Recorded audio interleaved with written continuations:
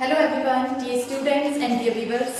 सो आज हमारा जो टॉपिक होने वाला है वो होने वाला है analogy test. Analogy test means सादृश्य परीक्षण, एक ऐसा परीक्षण जिसमें हम अपनी तर्क शक्ति का इस्तेमाल करते हैं। हमारे पास कुछ नंबर दिए गए होते हैं, कुछ शब्द दिए गए होते हैं और कुछ अल्फाबेट्स दिए गए होते हैं। उन्हीं में हमें क्या करना पड़ता है, अपना तर्क लगाना पड़ता है कि इनका आपस में क्या संबंध है। इनमें जो है तीन प्रकार से संबंध होते हैं, या तो वस्तुओं के बीच में संबंध हो सकता है, या फिर अंकों के बीच में संबंध हो सकता है, और या फिर अल्फाबेट्स के बीच में संबंध होता है। बेसिकली इसे तीन भागों में डिवाइड किया गया है एनालॉजी टेस्ट को, जिसमें कि सबसे नंबर 1 पे आता है थिंग्स। थिंग्स का मतलब जो वस्तुएं हैं, वस्तुओं के आधार पे इसे क्या किया गया है, वर्गीकृत किया गया है। इसमें हम क्या करते हैं, किन्हीं चीजों को, कुछ चीजें हमें दी गई है, उन्हीं चीजों को हमें एनालॉजी टेस्ट के द्वारा बताना पड़ता है कि इसमें आपस में क्या संबंध है। इसमें जो दूसरा है वो किया गया है नंबर्स के आधार पे, जिसमें कि हमें बताना पड़ता है कि ये जो नंबर है ये आपस में किस तरह से संबंधित है, इनके बीच में कौन सा तर्क बैठता है जिसके द्वारा ये आपस में संबंध रखते हैं। और तीसरा जो हमें इसमें दिया जाता है वो दिया जाता है अल्फाबेट। आप लोगों ने देखा होगा कई जगह जो है हमारे पास क्वेश्चन आ रहे होते हैं, हम यूट्यूब चलाते हैं, इंस्टाग्राम फेसबुक चलाते हैं, उसमें हमारे पास कई बार कुछ क्वेश्चन आ जाते हैं कि ABC रेशियो XYZ, इस तरह से हमारे पास क्वेश्चन आ जाते हैं। इन्हीं टाइप के क्वेश्चन को जो है अल्फाबेट एनालॉजी कहा जाता है। इसमें हम क्या देते हैं, थिंग्स पे हम चलते हैं, यानी थिंग वस्तुएं हो गई या फिर किसी इंसान व्यक्ति विशेष के बारे में। जैसे कि मैंने कहा गाय एक पशु है, हमने कहा जो गाय है, गाय किससे संबंध रखती है, एक पशु से संबंध रखती है।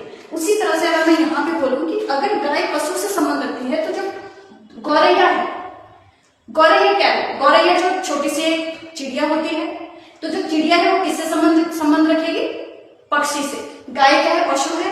हम यहाँ पे इस तरह से इसे डिनोट कर सकते हैं, गाय का संबंध होता है पशु से, और जो एक गौरैया है उसका संबंध होता है पक्षी से। इस तरह से जो है हम इसमें डिनोट करते हैं, ये थिंग्स के आधार पर हम इसे डिनोट कर सकते हैं, यानी वस्तुओं के आधार पर इसे डिनोट कर सकते हैं।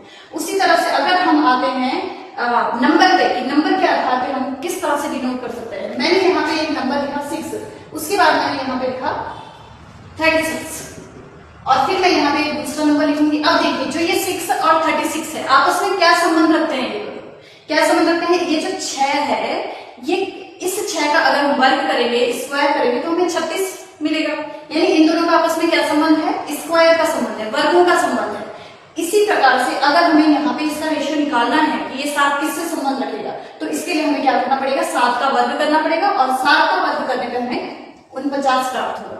तो इसी तरह से जो अंकगणित वाले जो सादृश्य परीक्षण होते हैं वो हमें इसी तरह से क्या करने पड़ते हैं, क्लासिफाई करने पड़ते हैं, वर्गीकृत करने पड़ते हैं। तीसरा हमारा जो है वो है अल्फाबेट। अब देखिए अल्फाबेट में मैंने ऑलरेडी आपको बता दिया कि हमारे पास दिया गया ABC रेशियो XYZ, उसके बाद हमारे पास दिया गया है डबल रेशियो करके DEF। अब देखिए ABC और रेशियो है XYZ। अब हमें ये बताना है कि ABC, अगर हमें इन्हें जो देखें, ये अल्फाबेट जो है स्टार्टिंग के 3 अल्फाबेट है, 1 2 3, और अगर हम इन वाले अल्फाबेट को देखेंगे तो ये लास्ट के 3 अल्फाबेट है, 1 2 3, ये लास्ट का फर्स्ट है, सेकंड लास्ट और थर्ड लास्ट है ना। इसमें हम ये देख सकते हैं। उसी तरह से अगर हम यहाँ पे इसका रेशियो हमें निकालना है DEF का, तो हमें इसमें क्या देखना है, ये 4 है, ये 5 है, ये 6 है।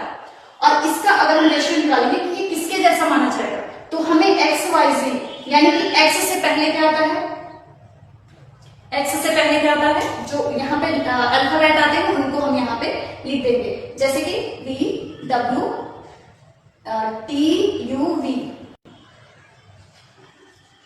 है ना। ये जो है ये लास्ट के क्या है, 4 5 6 है। इसी तरह से जो टेस्ट एनालॉजी होता है इसमें हम 3 प्रकार से इसे वर्गीकृत करते हैं। तो इन्हीं 3 प्रकारों से जो है हम सारी एनालॉजी इसमें समझ सकते हैं। तो आई होप आप जो है हमारी क्लासेस को ज्वाइन करेंगे, ऑफलाइन या ऑनलाइन आप कैसे भी क्लास चाहते हैं तो आप हमें ज्वाइन करें। Thank you.